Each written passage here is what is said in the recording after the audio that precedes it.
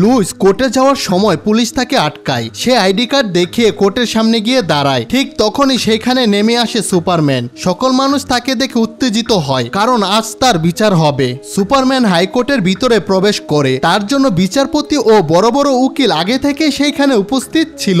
Superman হাঁটতে হাঁটতে কাঠগড়ায় দাঁড়ায়। জজ সুপারম্যানকে প্রশ্ন করে, তুমি অনেক মানুষের ক্ষতি করেছো, এখন বিশ্লেষণ করো তুমি কি আমাদের এই দেশে থাকতে চাও কিনা। কথা বলার সময় জজ আচমকা নার্ভাস হয়ে পড়ে। সে সামনে থাকা পানির বোতলের দিকে তাকায় এবং ভয়ে কিছু বলতে চাইছিল, কিন্তু পারছিল না। সে যখন তার হাত দিয়ে বোতলটি ঘোরায়, তখনই তার সামনে থাকা ফাঁকা চেয়ারটি নজরে আসে। সেখানে ল্যাক্স বসে থাকতো। সুপারম্যান বোঝার আগে হঠাৎ ভেতর থেকে একটি বোমা বিস্ফোরিত হয়। মুহূর্তেই সবাই মারা যায়, শুধু সুপারম্যান ছাড়া। চারদিকে আগুন, মাঝখানে শুধু সুপারম্যানই বেঁচে ছিল।